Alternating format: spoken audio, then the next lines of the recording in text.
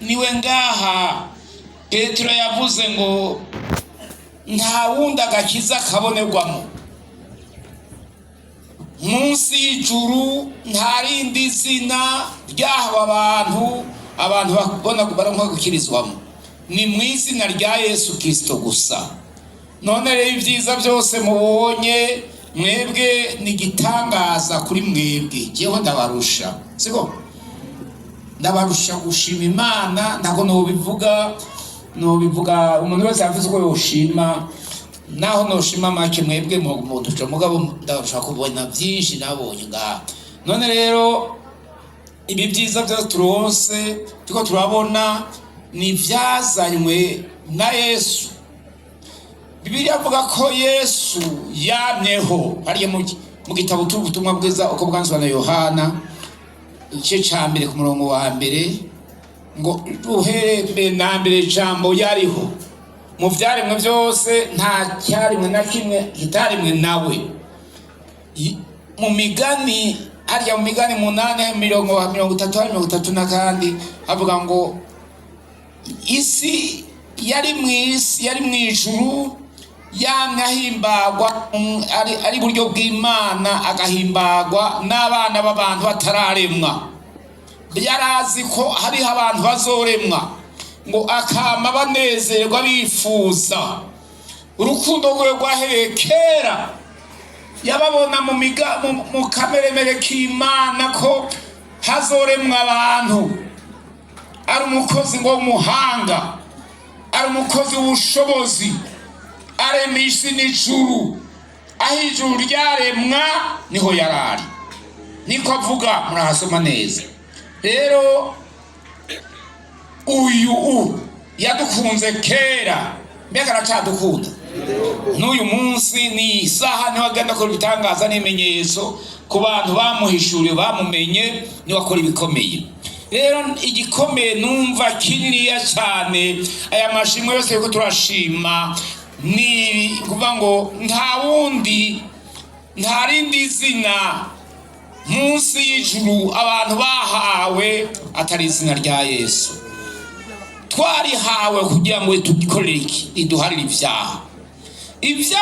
Nta handi hantu byokurirwa, nta wundi akura ibyaha n'umwe mu isi yose, mu mahanga yose, nta muntu ariho akura icyaha kiretse Yesu umwana w'Imana. Rero muko turonka amashimwe bica mu kwihana, niho bihera.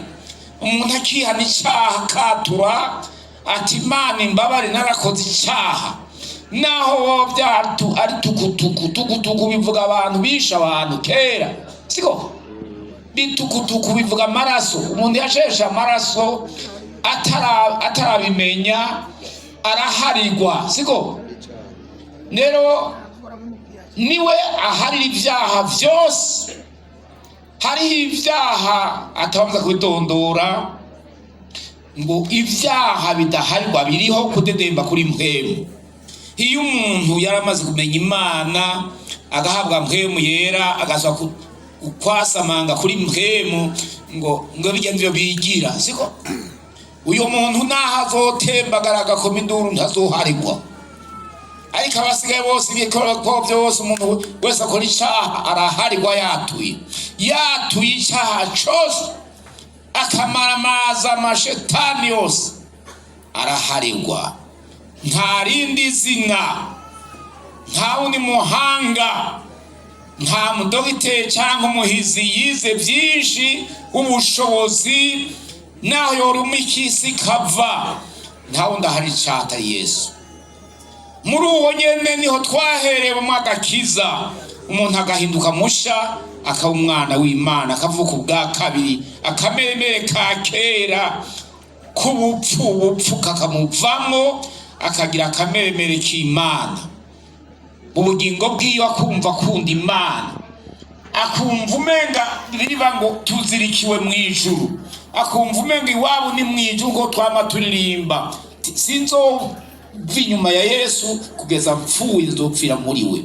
Uwo rero iwabo ni mu bwami kwa Data. Tujya dusenga Imana muri uyu mwanya, nitwotaha duvuga amajambo gusa, yo gutanga kuri yo shimwe. Amashimwe turacatanga, urusinga turacagukorera ko tuvuze ko ruko imyaka itari mike kuva ntago zibihe twarukoze ko n'ubu turacakora, ariko tugomba duce bugufi kugira ngo umuntu wese akore ikintu cyose cyiza, atanga amashimwe, atanga imperezwa, atanga ibigira 10, akora urusengero, akora ibindi byose, ariko yarihanye.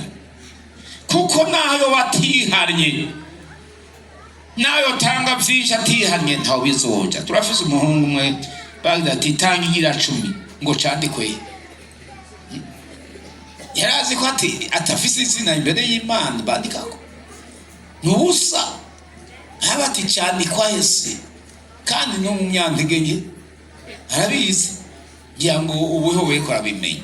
Ariko tugiye dusenga Imana, umuntu agomba Imana, yumva nyoterewe Imana muri iyi saha, asubira yigenzure mu mutima, yumve ko yahariwe neza, atakantu na kamwe kamwagiriza icyaha, ashima Imana. Ariko yumvise ikimwagiriza acapfukama.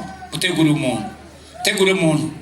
umuntu wese gerageza ko izo ntebe zanyu izo ntebe ni muzigerekenye sigigweyo cyangwa muzira apana mu Gifaransa, siko